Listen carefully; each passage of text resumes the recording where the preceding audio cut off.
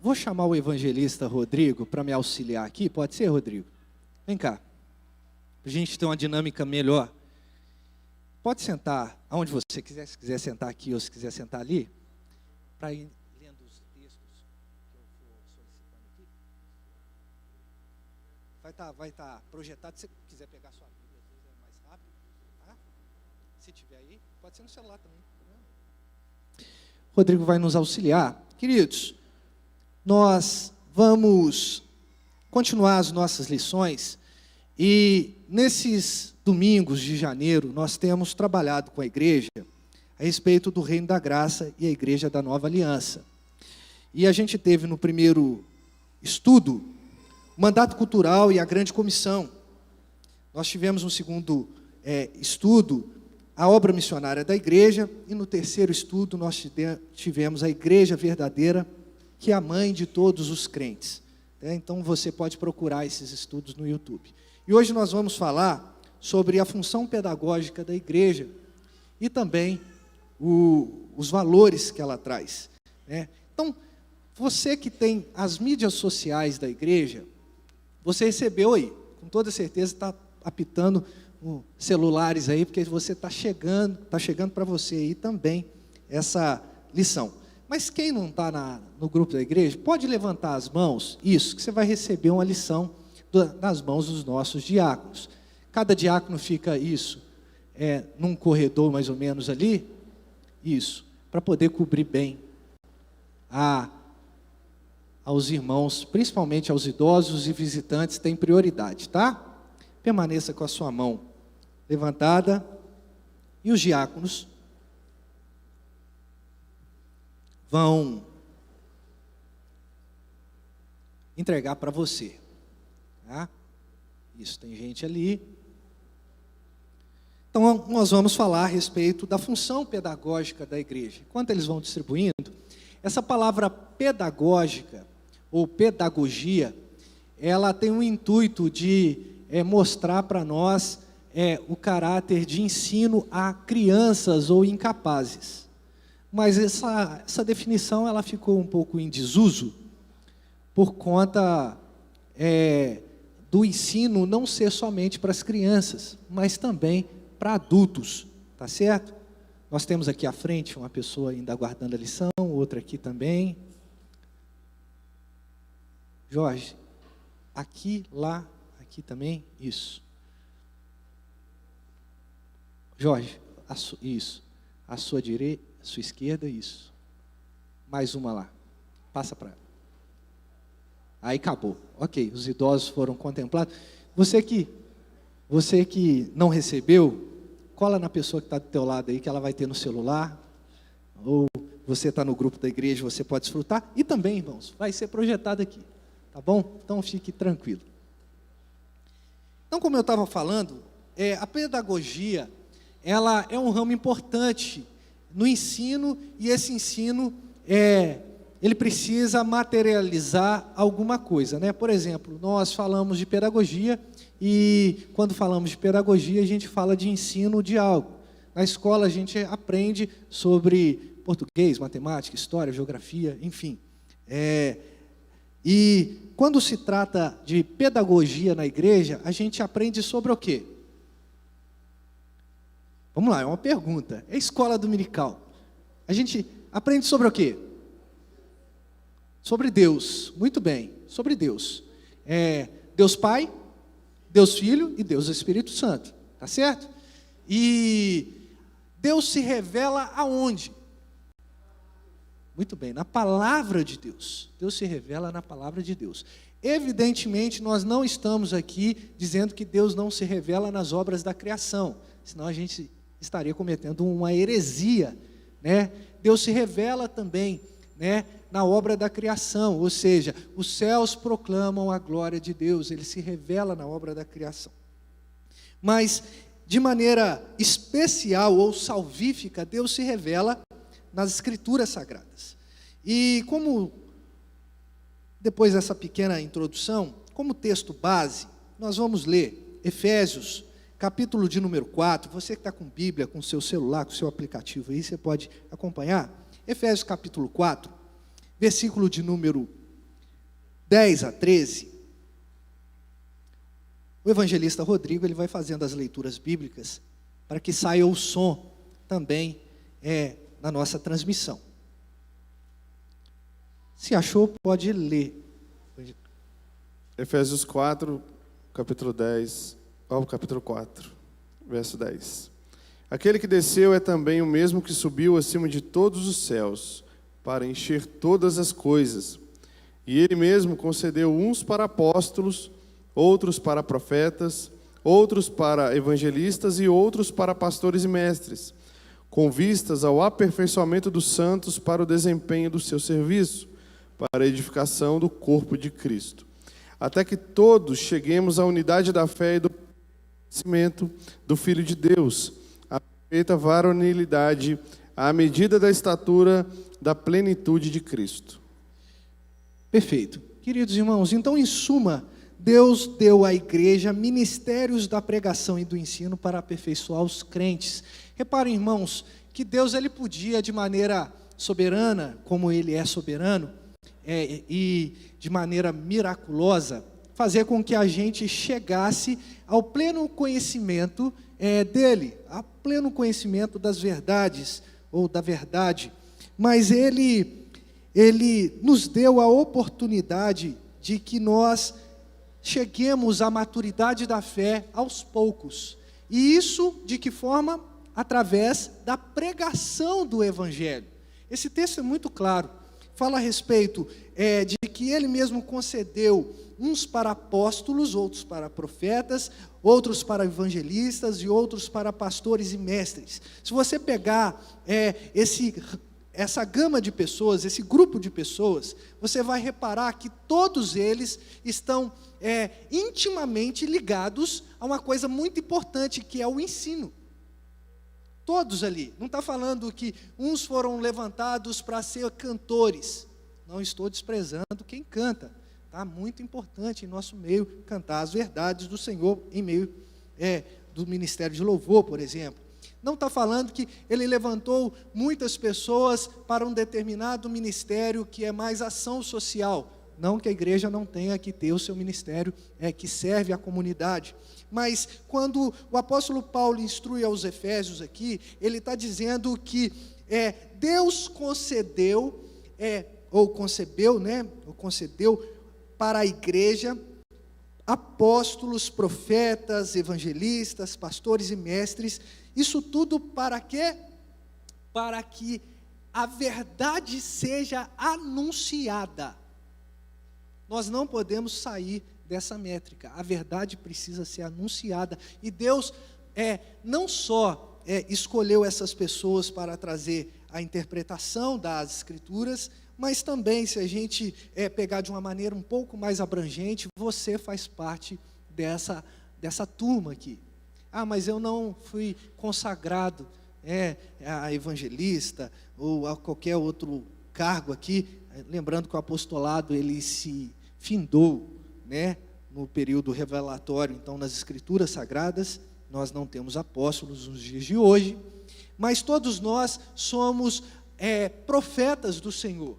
Profetas não que vai falar das coisas vindouras, amanhã você vai receber um salário maior, não é nem esse tipo de profecia não, tá? A profecia é o anúncio da palavra do Senhor. O que a gente pode anunciar é a palavra do Senhor. E o que a palavra nos fala a respeito do nosso futuro é que nós, eleitos de Deus, nós vamos ser convidados a entrar no gozo do nosso Deus, ou vamos ser preteridos, ou vamos para o inferno. Isso a gente pode anunciar, porque é promessa do Senhor, e Deus não deixa de cumprir a sua promessa. Mas repare, queridos irmãos, que todos nós estamos debaixo de uma mesma lei, um mesmo mandamento, uma mesma ordem, que é obedecer com espírito dócil aos seus mestres. Esse espírito dócil não significa um espírito passivo, tá? Não é tudo que o mestre faremos todos, E se não fizer, receberemos, é assim que a gente brinca, receberemos couro, Isso não. Significa que o espírito dócil é o espírito obediente, é um espírito que obedece sim, mas não é uma obediência cega, Felizmente, muitas pessoas caem no erro de obedecer os seus guias, os seus mestres, sem nenhum tipo de reflexão. Vocês precisam obedecer, nós precisamos obedecer os nossos pastores, mestres, aqueles que estão acima de nós, desde que eles estejam firmados, aonde? Muito bem, essa igreja está nota 10, está vendo? Na palavra, não é tirado de trás da orelha, se tirar de trás da orelha, eu vou começar a pedir as coisas aqui que não são concernentes com a verdade. Então a gente precisa obedecer os nossos guias, os nossos mestres, os nossos pastores, mediante um espírito dócil, porque Deus tem escolhido eles para governar. E muito antes disso ser falado aqui, o profeta Isaías, se você pode abrir lá, Isaías 59, versículo 21, ele vai trazer uma declaração muito importante que eu quero chamar a atenção dos irmãos. Isaías 59, 21, evangelista Rodrigo, se ele achou, ele pode já fazer a leitura para nós. Isaías 59, 21. Quanto a mim, esta é a minha aliança com eles, diz o Senhor. O meu espírito que está sobre ti e as minhas palavras que pus na tua boca não se apartarão dela, nem da de teus filhos, nem da dos filhos de teus filhos. Não se apartarão desde agora e para todo sempre, diz o Senhor. Não podemos nos apartar. Aqueles que se apartam da palavra do Senhor, eles são dignos de perecer de fome. Olha só, essas lições são extraídas dos pensamentos de João Calvino, tá? Então, quando está aqui uma colocação, ou é uma paráfrase aqui de João Calvino, ou é uma citação direta, tá bom? Então, essas pessoas que rejeitam deliberadamente a palavra, elas são pessoas que são dignas de perecer de fome. Elas não merecem, portanto, receber a palavra, que é o alimento espiritual da nossa alma, que a igreja tem por obrigação de anunciar. Reparem essa expressão, a igreja oferece. Aí você pode falar assim, pastor, então eu não posso ler em casa, Deus não vai estar falando comigo? Claro que vai, e a gente vai aprofundar nessa questão um pouco mais à frente. Mas a gente vai ver que Deus se manifesta de maneira graciosa na comunidade. É nesse ajuntamento. E os próximos tópicos vão falar a respeito disso. Então repare, por que é tão importante nós darmos crédito à pregação? Porque a pregação, ela é a porta de entrada para a fé. Reparem, você não precisa abrir, mas está aí na sua lição, a fé vem pelo ouvir e ouvir a palavra de Deus, certo? Então, como a fé é despertada em nosso coração? Pela palavra. A palavra, ela é ministrada, eu não posso sair do foco aqui, né, gente, da mídia, tá bom, não precisa acompanhar com a câmera, não. Eu não vou sair daqui, tá, irmãos? A palavra, ela é ministrada, e quando essa palavra é ministrada de maneira fiel, o que acontece? A fé é derramada sobre os nossos corações. Lembrando que a fé é um dom, é um presente de Deus. Não é de obras para que ninguém se glorie. Para ninguém falar assim, eu tenho fé, a minha fé é maior do que o outro, e coisa assim, né? Então, a fé é um dom de Deus. Mas por que a pregação, além de despertar fé, ela é importante? Porque essa fé, ela aponta diretamente para a salvação. A salvação. Você não precisa abrir também esse texto, mas eu vou citar aqui Romanos 1,16. Eu não me envergonho do Evangelho de Cristo, porque ele é o poder de Deus para a salvação de todo aquele que crê, primeiro do judeu, também do grego. Repararam? Então, a pregação, ela oferece ao crente a porta de entrada da fé, e quando essa fé, ela inunda o nosso coração, aí sim, nós temos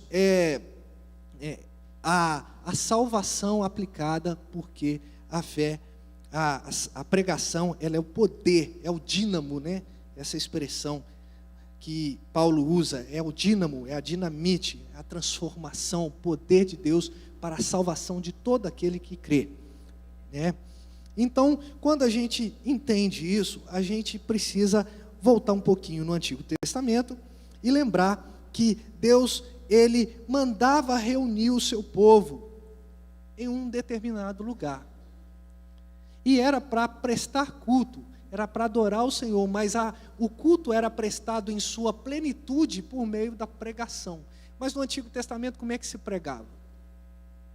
A lei, a Torá. Era lida a Torá. Você vai perceber isso até nos evangelhos. Por exemplo, Jesus, quando ele chegou diante da sinagoga, ele abriu uma porção, não tem capítulo, né, nos pergaminhos, isso é uma invenção mais moderna, né?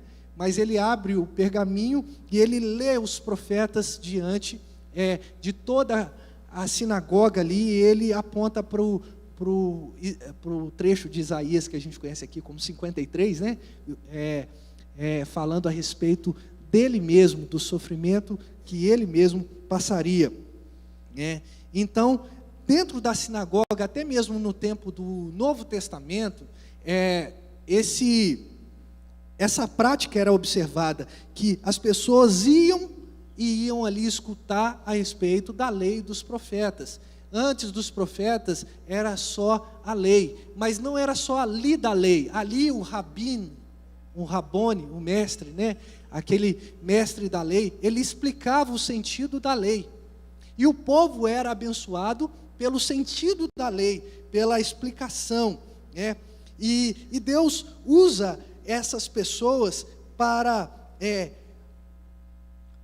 o fim da pregação, para a edificação desse corpo, dessas pessoas, ou da igreja, ou do povo, né, eleito do Senhor, né? E aí, quando eles se reuniam para poder cultuar, né, ali Deus falava que era o santuário da morada, Salmo 132, 14, não precisa abrir por enquanto, e também que ele estava acima dos querubins, Salmo 80, versículo de número 1, nós lembramos também de Isaías, capítulo 6, não é mesmo?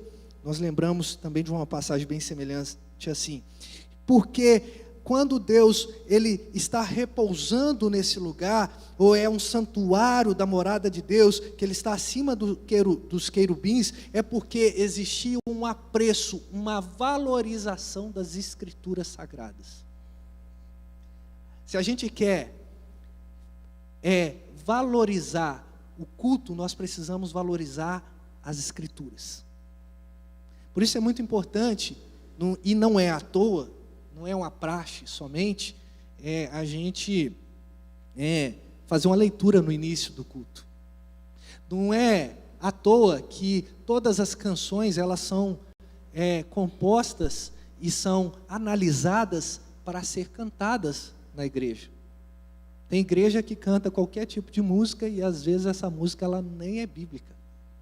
Não vou ficar citando aqui porque não tem necessidade. Você deve ter lembrado de alguma música ali que parece cristã, tem cheiro de Cristo, né? Mas não tem nada de Cristo, né? Parece, mas não é, né? Tem até sabor de mel, mas não é mel. Mas, voltando aqui, a gente precisa ter apreço para a palavra lida, a palavra cantada, a palavra entendida. Isso é importante, né? E por isso, quando nós valorizamos ali esse local de ajuntamento, de comunhão, ele se torna o repouso de Deus, a morada de Deus, né? Deus sendo exaltado de maneira inimaginável, né? Porque a palavra de Deus, a voz de Deus, que despede as tempestades, Salmo 29, né? A voz de Deus que quebra os cedros do Líbano. Também estou fazendo uma alusão aqui ao Salmo 29, né? Então a gente precisa apreciar e amar com toda a reverência a pregação da doutrina celestial. Essa doutrina celestial não é doutrina de anjos, tá? Doutrina celestial aqui no nosso texto, no nosso estudo, é doutrina da palavra. E quando ela fica menosprezada, é justamente quando o homem começa a ocupar o centro. Já reparou que algumas pregações elas deixam de ser cristocêntrica, teocêntrica, ou seja, Cristo no centro, Deus no centro, e elas começam a ser antropocêntricas, e começam a falar de si por si, né? Do homem para o homem mesmo. Mas olha só o valor que o apóstolo Paulo ele vai falar a respeito da palavra, né? Ele vai chamar de tesouro inestimável, perdão. 2 Coríntios capítulo 4, versículo 7. Abra sua Bíblia nessa passagem.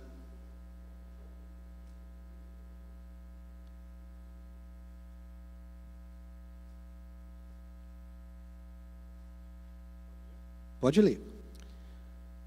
2 Coríntios 4, 7. Temos, porém, este tesouro em vaso de barro, para que a excelência do poder seja de Deus e não de nós. Temos esse tesouro, né, esse precioso valor em vasos de barro. Repare que há um contraste aqui, né? Não é do nosso hábito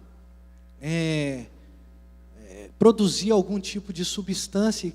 Aliás, pode ser, né?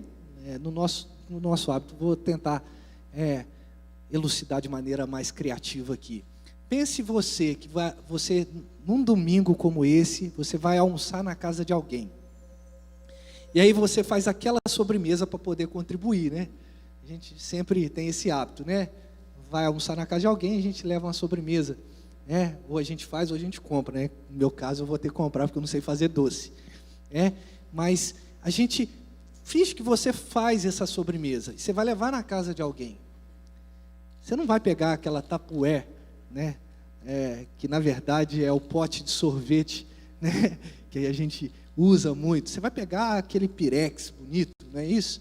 Para poder levar, né? Porque vai causar boa impressão aquilo, né? Porque o importante é de fato a substância, o conteúdo, correto?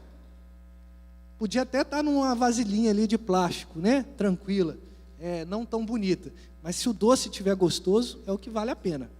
Não é isso?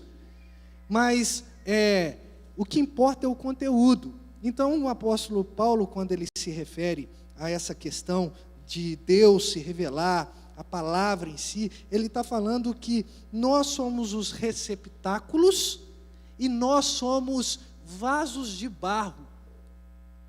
Não é o vaso mais tecnológico da época. O vaso de alabastro, né, era uma tecnologia muito mais vistosa. Mas Deus está falando que nós somos desprezível diante dele, diante da palavra, mas ainda assim ele derrama sobre nós um tesouro inestimável, um tesouro que a gente não consegue ter um valor ali que a gente consiga estimar, porque é um tesouro de muita importância, em vasos, para que a excelência do poder de Deus e não nós seja evidenciada. Repare, né? Às vezes a gente chega, imagina o contrário agora, você chega com aquela vasilha muito bonita, expectativa foi criada, né? A pessoa que recebeu você falou, nossa, trouxe um doce só pela vasilha ali, o negócio deve ser maravilhoso. Aí na hora que você abre, há aquela decepção, né? Não é legal, tá certo? Então, o apóstolo Paulo está falando aqui que nós somos barro, né? E nós precisamos entender que o que tem valor em nossa existência é de fato o conteúdo. E aí, de maneira apelativa mesmo, eu quero que você pense o que tem residido no teu coração. Porque você sabe que você é vaso. Você sabe que você é feito de substância perecível. Hoje a gente está vivendo, amanhã a gente morre, né? E então você, em sua carne, não tem muito proveito. mas o que tem habitado dentro de você. Será que é um tesouro mesmo? Será que de fato você preza por esse tesouro? E como é que você preza por esse tesouro? Buscando santidade.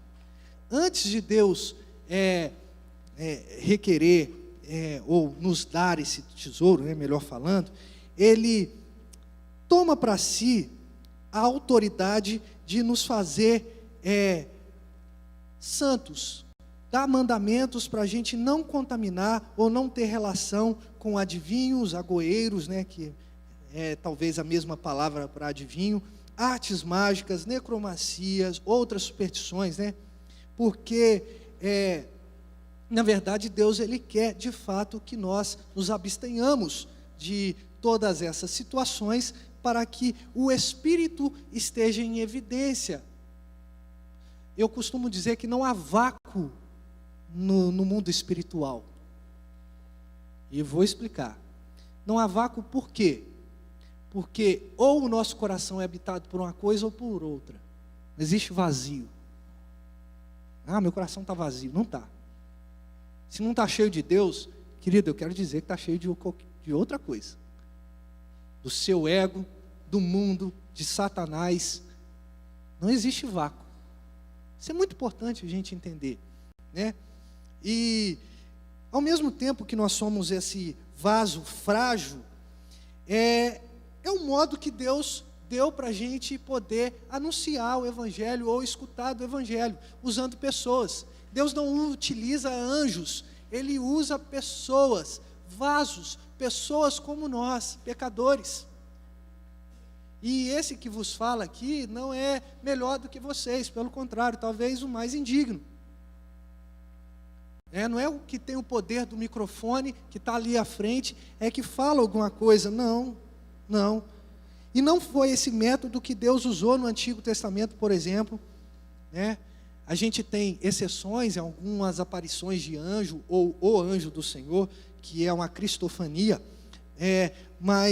ou a aparição de Cristo no Antigo Testamento, para quem não conhece a terminologia, mas de maneira ordeira e ordinária, o Senhor, Ele enviava profetas que se declaravam pecadores. Mais uma vez vou fazer menção de Isaías: ai de mim, sou um homem de lábios, que habito no meio de um povo de impuros lábios. E aí o próprio Deus, depois de santificá-lo, Ele fala assim: vai e prega a esse povo. Então, repare que Deus deu os profetas no Antigo Testamento. No Novo Testamento, Deus deu os apóstolos, todos com a mesma finalidade. Deus deu os discípulos, Filipe saiu correndo junto ao carro daquele eunuco, e aquele eunuco estava lendo um trecho também de Isaías, inclusive para nós aqui, Isaías 53, e Filipe fala assim: ei, você está entendendo o que você está lendo? Entendes o que lê? Até o título de um livro de hermenêutica muito interessante. E o eunuco fala assim: não estou lendo, não tem ninguém que me explique. E aí Filipe entra naquela carruagem e explica ao eunuco. Essa passagem está em Atos. Então, o que a gente pode deduzir? Que as pessoas precisam sim ler a lei, mas elas precisam também ter a interpretação da lei.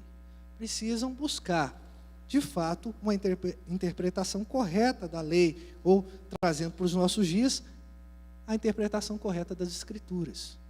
Mais uma vez, eu vou inserindo algumas perguntas reflexivas para vocês aqui. Mais uma vez, eu pergunto: você tem sido alimentado verdadeiramente pela palavra? Quem está à frente ministrando tem a capacidade de ministrar? Está falando coisa certa? Está falando segundo as Escrituras? Ou às vezes a gente está apenas seguindo o nosso coração? Isso é muito importante, irmãos. E aí, o valor, ele está também na interpretação. E essa interpretação, ela precisa seguir algumas diretrizes, tá, irmãos? Por exemplo, a primeira delas, quando a gente estuda a hermenêutica, a Bíblia interpreta a própria Bíblia. O Antigo Testamento é sombra do Novo, e o Novo é o cumprimento do Antigo Testamento. Então a Bíblia interpreta a própria Bíblia. O que a Bíblia não fala, a gente não fala. Existem métodos hermenêuticos também que são mais fiéis. Por exemplo, histórico-gramatical. É um método que contempla a gramática e a história. O que está escrito e vai concordar com a história, o contexto macro ou micro. O que é isso? Contexto macro. A Bíblia de Gênesis e Apocalipse. O que é um contexto micro? É os textos adjacentes ali, perto do texto que está sendo lido. Então, é muito importante essa questão de interpretação. Você pode ter a sua vida devocional? Claro, você deve interpretar as Escrituras? Deve.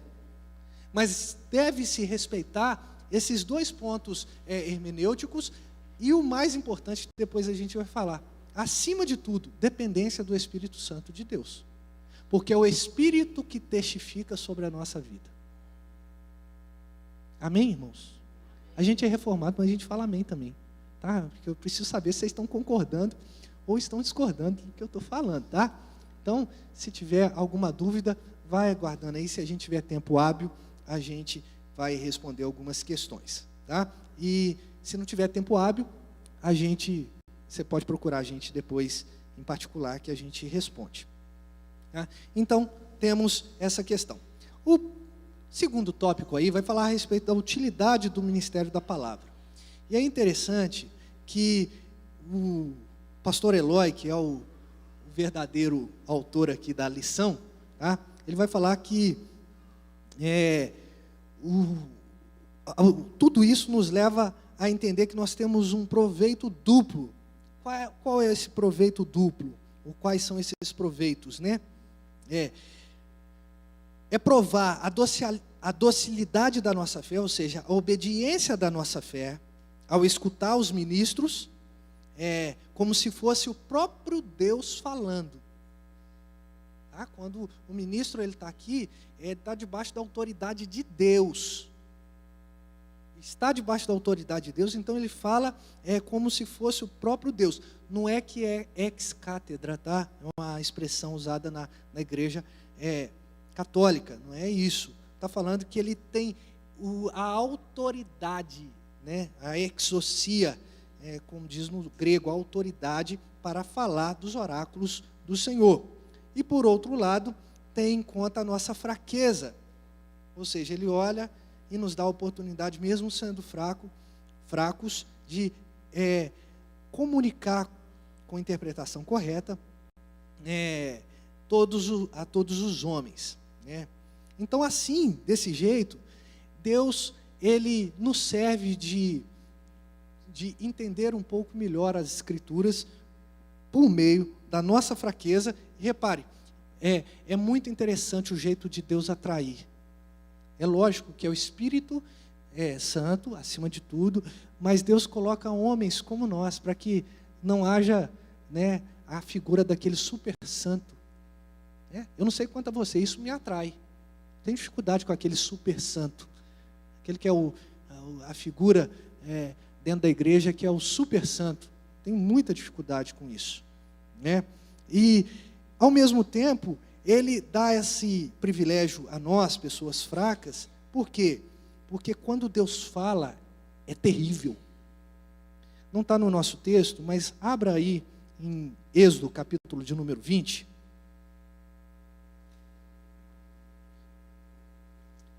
Vai ter um texto que o presbítero Marcelo leu com a gente no culto da juventude. A partir do versículo 18 e 19, perdão. Vamos ler esse texto. Todo o povo presenciou os trovões e os relâmpagos e o clangor da trombeta e o monte fumegante. E o povo, observando, se estremeceu e ficou de longe. Disseram a Moisés: fala-nos tu e te ouviremos, porém não fale Deus conosco, para que não morramos. Interessante, né? se a gente pegar o contexto aqui, Deus estava dando os 10 mandamentos. E estava acontecendo relâmpagos, estava acontecendo ali tremores, trovões, barulhos, né? E quando Moisés desce, o povo fala assim: Moisés, fala com a gente, não deixa Deus falar não, porque se ele falar a gente vai morrer. Não é medo de Deus, é entendendo que esse Deus, ele é maravilhoso, ele é terrível, porque ele é santo e em comparação a nós, ele pode tirar a nossa vida, ele pode tirar por conta dos muitos pecados, e ele não se mistura com os pecados. Por que que Jesus na cruz do Calvário falou assim, Deus meu, por que me desamparaste? Eli, Eli, lama sabachthani. Por quê? Deus desamparou Jesus? É porque Deus não podia se misturar com o pecado que Jesus está carregando ali. Ali Jesus estava pagando o peso do pecado que eu cometi. Eu falei em primeira pessoa, mas é só para trazer um impacto. Agora, imagina o meu peso e o seu peso. Vamos expandir? Imagina de todo mundo que está aqui. Vamos expandir? Imagine de toda de fora, de toda Minas Gerais, de todo o Brasil. Imagine de todo mundo, em todas as épocas. Muito pecado. Só o meu era suficiente para Deus não olhar. Então, Deus não se mistura, com o pecado. Agora, mesmo sendo fracos, irmãos, entendendo a nossa fragilidade, a autoridade da palavra, ela não é diminuída. É o pastor fulano de tal, é o Pedro Felipe, eu gosto do pastor Eloy, é o pastor Jefferson, eu gosto do pastor Eloy. Enfim, não é isso, Deus levantou homens para que a autoridade da palavra seja evidenciada, porque não é a carcaça, não é o homem, mas sim o conteúdo. Mas aquele pregador é muito ruim. Irmão, você tem que entender que a Bíblia é suficiente. Se ele leu as Escrituras, já é o suficiente para edificar o teu coração. É lógico que eu não estou passando pano aqui para pastor, mestres, professor de escola dominical não estudar a lição. Falar, é dependência do Senhor, então está tudo bem. Não, a gente precisa ter uma vida em consagração, importa muito. Mas a autoridade da palavra, ela não é diminuída em nenhum momento por conta dessa fraqueza humana. Tá bom? Então, estamos acompanhando bem, pessoal? Amém? Tudo certo? Ok. E aqueles que pensam dessa forma, descobrem ingratidão. Esse trecho é muito importante, Descobrem ingratidão porque, entre tantos e tão excelentes dons com que Deus tem adornado o ser humano, é uma prerrogativa particular de que se tenha dignado consagrar para si a boca e língua de alguns, para que nelas ressoem a voz de Deus. Deus consagrou para o ministério da palavra e dos sacramentos. Então, quando a gente acha que a autoridade é diminuída, a gente está, de fato, desprezando a voz de Deus, porque a voz ressoa sobre a vida daquela pessoa, ou a voz de Deus, ela usa a língua e a boca daquela pessoa que está para este fim. Então, quando a gente vai desprezando a palavra, a gente vai trazendo fantasias e muitos laços, e laços até de morte. Olha só o desprezo à palavra, como pode ser nociva ao ser humano. E aí é interessante, que o texto vai dizer que muitos chegam a se persuadir por orgulho ou presunção, inveja e outras coisas, que precisam romper com a igreja, porque não precisa escutar sermão, não precisa estar dentro da igreja. Eu sou a igreja, É assim que os desigrejados falam, né? Eu sou igreja, não é negócio de ir no domingo de manhã, acordar cedo, que besteira, escutar pastor. Desprezam a palavra, acham que o sermão é coisa supérflua, né? E aí eles tentam escapar da penalidade que será colocada sobre eles quando eles se separam do corpo de Cristo. Irmãos, eu não sei se você compreende a gravidade de que não estar na igreja. A Bíblia fala que a igreja é um corpo, correto? Não vou falar que isso é um desafio para você, para ninguém fazer, tá? Mas pense, não precisa ter muita experiência nisso, não. Imagina você arrancar um braço seu e colocar à parte. Fala assim, vou deixar no melhor quarto da casa. Por mais legal que seja o quarto, bonito, adornado, com a ventilação correta, o que vai acontecer com aquele braço? Apodrece. Ele vai apodrecer. Por quê? Ele não está conectado ao corpo. Se nós estamos pensando que podemos viver uma vida cristã longe da igreja, cuidado, que você pode estar sendo apodrecido com o tempo. É importante você estar do lado da pessoa. É importante você olhar, dar um sorriso, dar um abraço, um aperto de mão. Às vezes a pessoa chega aqui chorando, você consola aquela pessoa. E é difícil para a gente aqui, como pastores, identificar o rosto de todo mundo, mas você sentou do lado da pessoa que está ali triste. Você conhece aquela pessoa, você sabe do semblante dela, e aí de repente você fala, fulano, está acontecendo alguma coisa com você? E a pessoa fala assim, tá sim, eu preciso de uma oração. E às vezes ela desabafa com você, ou não, mas ela pede uma oração. E assim nós vamos sendo edificados, queridos. Então a singularidade, a simplicidade da fé permanece entre nós, íntegra e perfeita, quando a gente leva a piedade ao axioma, ao clímax, sendo que essa piedade é exercida com os santos, muito importante isso, Por isso o Senhor, Ele não aprova os arrogantes, pelo contrário, esses arrogantes, por conta desse ministério que eles carregam em si, eles tentam borrar a imagem de Deus, que resplandece na doutrina, ou seja, na palavra pregada.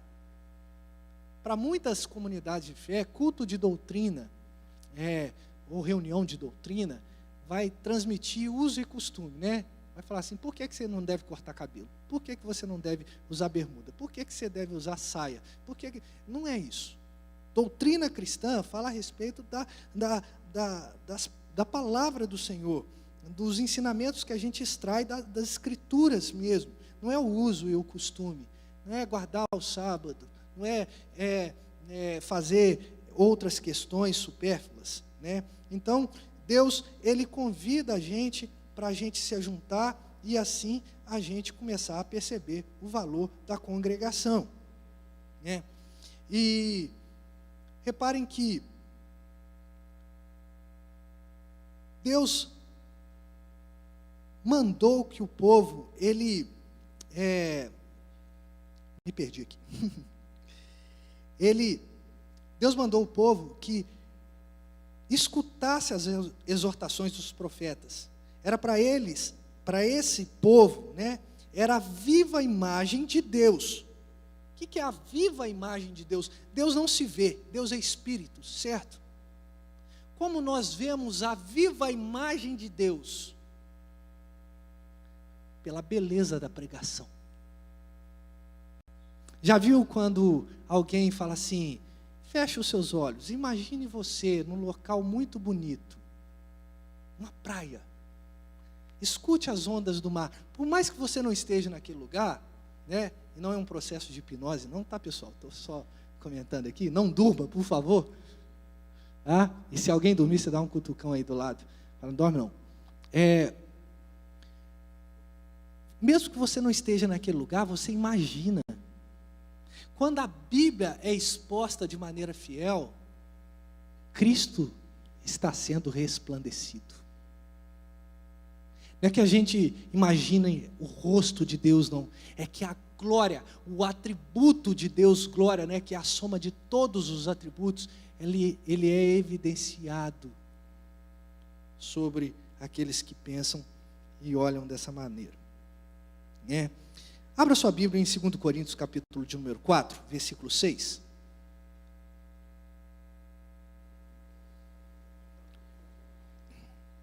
Pode 2 Coríntios 4, 6. Porque Deus que disse, das trevas resplandecerá a luz. Porque Deus diz, das trevas resplandecerá a luz. Está falando de quem? De Cristo.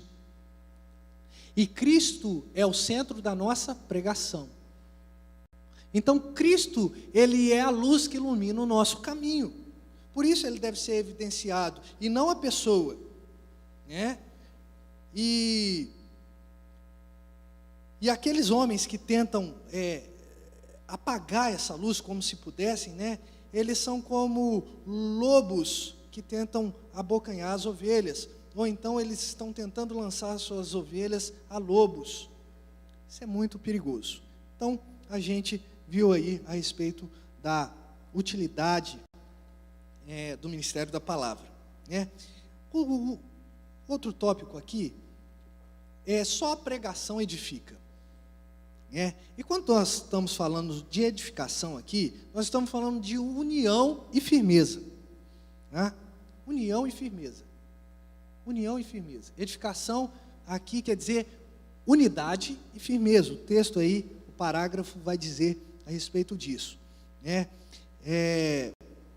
O texto base a gente já leu lá, que é Efésios 4, não precisa abrir, mas repare que somente a pregação ela é capaz de nos unir e nos edificar. Por que nos unir? Porque a Bíblia coloca um sarrafo, né, que a gente chama, né? Uma galga sobre todos nós. A Bíblia apresenta a gente como pecadores miseráveis, mas ao mesmo tempo, para aqueles que são eleitos, como povo de propriedade adquirida por Deus, né? Então, nós somos essa duplicidade, né, entre pessoas pecadoras e também eleitos. Então, isso nos gera união. E quando nós somos unidos pela palavra do Senhor, pela pregação, aqui, da palavra, nós também temos firmeza, né? Edificamos a nossa casa sobre uma rocha. E há uma alusão aqui até do salmo que nós lemos no início do nosso culto, sobre o Salmo 84. Reparem que eu falei no início do culto que esse salmo ele foi escrito num momento de privação. O povo não estava podendo ir na igreja ou no templo, né? E eles estavam sentindo saudade do templo. Saudade do templo, né? Então eles começam a lamentar porque eles não conseguem estar no templo, né? Chega um momento do salmo que eles falam assim: eu prefiro estar um dia nos teus átrios. Átrio é parte do templo, né? No Antigo Testamento tinha um átrio, tinha o santo, o lugar santíssimo, né? O átrio era o pátio onde o povo se reunia. A gente não está falando de pessoas que eram ou que tinham o ofício sacerdotal, porque eles tinham acesso ao santo, lugar santo, né? E não de sumos sacerdotes. A gente está falando de pessoas comuns. Um dia no teu átrio. Eu prefiro estar, Senhor, um dia sentado no banco da igreja do que estar 1000 dias vivendo na perversidade. Olha que coisa bonita, né? Como é declarado isso. Os filhos de Corá falam a respeito disso. E aí, queridos, dando uma adiantada aqui, para a gente não estrangular o nosso tempo, Deus, mais uma vez, Ele vai mostrando que, antigamente, aos patriarcas, Ele mostrava a sua doutrina, a sua lei, né, para todo mundo, mas essa lei precisava ser reconhecida de maneira espiritual. Daí o templo se chamar o rosto de Deus, conforme está em Salmo 132. Não vou pedir para você abrir. Mas também os estratos dos pés, né? Ou seja, o alto e o baixo, ou seja, o corpo inteiro do Senhor, ali evidenciando a glória do Senhor, e evitar toda a superstição, né? Isso é muito importante, porque todos nós estamos com um único objetivo, que é ter Jesus como nosso cabeça. Nós somos o corpo e Cristo é o cabeça. E quando nós temos esse hábito de valorizar a pregação e a pregação em comunidade, nós estamos falando que o cabeça reina sobre as nossas vidas. Mas repare que em outros tempos, os gentios, eles começaram a profanar o culto. O culto não tinha palavra, não tinha leitura da Bíblia. Não sei se você já participou de culto assim, né? Não é culto, se não tem explicação da Bíblia, não é culto, correto? Então, os gentios começaram a profanar, e o próprio Estevão, lá em Atos capítulo de número 7, versículo 48, não precisa abrir, ele vai falar que Deus não habita em templos edificados por mãos humanas, né? Ou seja, para o uso ilegítimo. Deus não habita. Isso é uma citação do profeta Isaías. Isso foi tão enfático em Estevão, que foi o primeiro mártir da era cristã, que o apóstolo Paulo, que estava consentindo com a morte, lembram disso? Era Saulo, né? Que pegaram as vestes, cada um as suas vestes, e colocavam nos pés de Saulo, de Tarsas, né? Porque ali ele estava assumindo a morte de Estevão. O próprio Paulo, depois, né, transformado pelo Espírito para ser Paulo, ele chega diante de Atenas e declara a mesma coisa. É uma alusão ao profeta Isaías, sim, mas eu acho, isso aí é um achismo meu, tá? Mas que aquela morte, aquela declaração de Estevão foi tão importante que o apóstolo Paulo se lembrou no momento da sua prédica ali em Atenas, Atos 16, perdão. Então, nós vamos vendo que não só os gentios, mas os judeus também estavam usando o templo de maneira imprópria, né? Depois tem uma alusão aqui, falando do rei Xerxes, que da era 500 a.C., mais ou menos, 512, que também estava fazendo algo abominável. Ele começou a destruir os templos, falando que não, Deus é um espírito livre, né? Ele não precisa.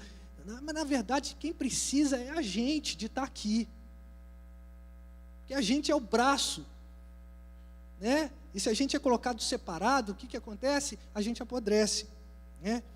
Enfim, mas chegando ao último ponto aqui, queridos irmãos, o ministério da palavra deve a sua eficácia somente ao Espírito Santo. A eficácia da palavra é prerrogativa do Espírito Santo. E aí, o escritor aqui, né, o reverendo Eloy, ele vai atribuir duas realidades, né? Uns tentam exaltar demasiadamente a dignidade, que é certo, né? E outros vão atribuir o homem mortal. A dignidade está na palavra, sim, está certo, não está errado não. Mas o Espírito é quem testifica. O Espírito é quem testifica. Então, a gente precisa atribuir a dignidade ao Espírito Santo. Mas outros vão dizer que o homem, ele é um fator preponderante. Não é verdade. O homem não é o centro. O homem é o comunicador de uma verdade, né? Aqui é um paralelo entre dignidade da pregação e Espírito Santo e o valor humano, né? E isso deve ser esclarecido, né? Que Deus é o autor da pregação. É Deus quem aplica, né, por meio do teu Espírito, essa pregação a nós. A primeira pregação que houve foi ainda no Jardim do Éden. O proto-evangelho, né? Gênesis 3,15. Lembram disso? Né, a sentença para a serpente, né? Tu ferirás o calcanhar e o descendente esmagará a cabeça. Ali já estava a pregação sobre Jesus, o descendente da mulher, que mataria, né, a serpente, que é a figura do próprio Satanás. Mas, dando continuidade aqui, o ofício do pregador, no caso aqui Elias, segundo o profeta Malaquias, foi despertar o entendimento e converter o coração dos pais aos filhos. e os incrédulos aos justos. Os incrédulos à prudência dos justos, perdão. Está em Malaquias 4:6, não precisa abrir. Jesus Cristo disse que envia os seus apóstolos para recolherem os frutos do seu trabalho. Eu gosto também de um outro texto de Isaías 53, fala assim, que ele verá o fruto do penoso trabalho da sua alma e ficará satisfeito. É a pregação do próprio Jesus, que foi a sua paixão, a morte, a ressurreição, que nos garantiu a vida eterna. E que consiste esse fruto, e o declara Pedro em poucas palavras, quando diz que somos regenerados, prestem atenção, somos vivificados pela palavra que nos é pregada. Essa palavra é anunciada, Isso está lá em 1 Pedro, capítulo 1, versículo 23, E aí vai falando de várias situações aqui. Paulo se gloria de haver gerado os coríntios pelo Evangelho. O que é gerar pelo Evangelho? É gerar pela pregação do Evangelho, tá certo? Enfim, e nós vamos vendo essas declarações, até que o apóstolo Paulo, ele diz que o que atuou em Pedro, lá já no final desse parágrafo, para o apostolado da circuncisão, atuou também em mim para os gentios. Ou seja, todos pregavam o Evangelho. Todos os textos que estão aí no seu estudo vão apontar para esse caráter de que a pregação precisa ser, de fato, uma evidência da igreja. Ela tem um valor pedagógico de ensino. Estamos chegando no fim.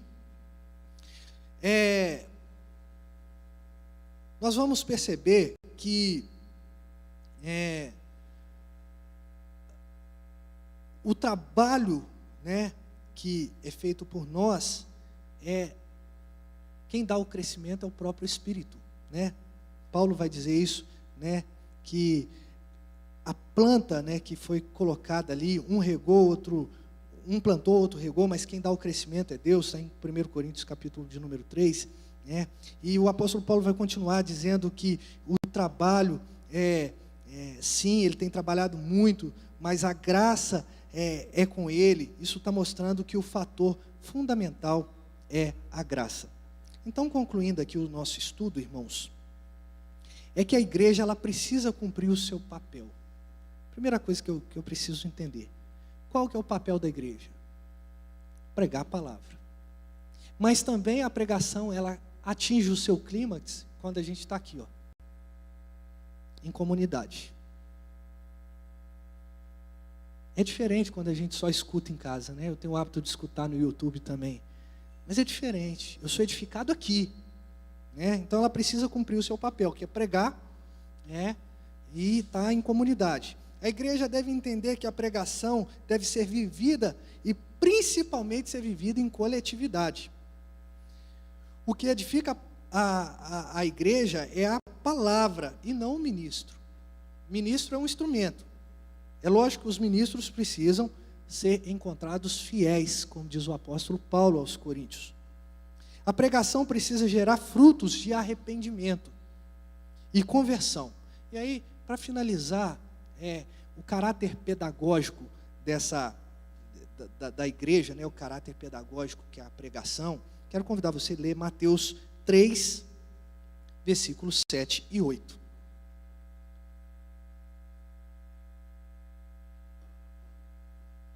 Olha só como é que João Batista pregava. Vendo ele, porém, que muitos fariseus e saduceus vinham ao batismo, disse-lhes: raça de víboras, quem vos induziu a fugir da ira vindoura? Produzi, pois, frutos dignos de arrependimento. Reparem que a pregação, ela é fundamental porque ela produz frutos de arrependimento. O que é arrependimento, pastor? Metanoia, mudança de mente. Metamorfose, mudança na forma de viver. Então, arrependimento não é chorar ali no cantinho de remorso. É diferente. Arrependimento é mudança de mente. É você compreender o seu erro e tudo bem, todo mundo erra, todo mundo aqui é pecador, mas uma coisa é errar, outra coisa é permanecer no erro. É aprender com o meu erro e não cometer, ou pelo menos lutar com muita santidade para que esse erro não seja cometido de novo. Frutos de arrependimento, metanoia, metamorfose, é eu tomar as posturas corretas para quê? Para que o pecado não seja uma evidência em minha vida. Finalizando aqui, irmãos, a igreja ela é edificada com a palavra.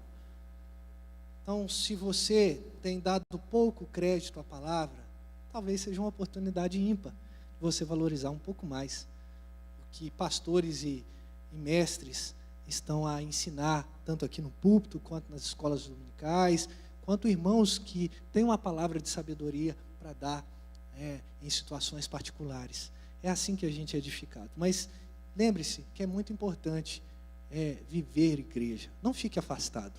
A gente sente falta de você. Você é importante no corpo de Cristo, tá? Não porque você tem méritos, mas você é importante porque você completa esse corpo de irmãos. Você é importante porque a graça se manifesta sobre a sua vida e você é importante no meio da coletividade. Amém?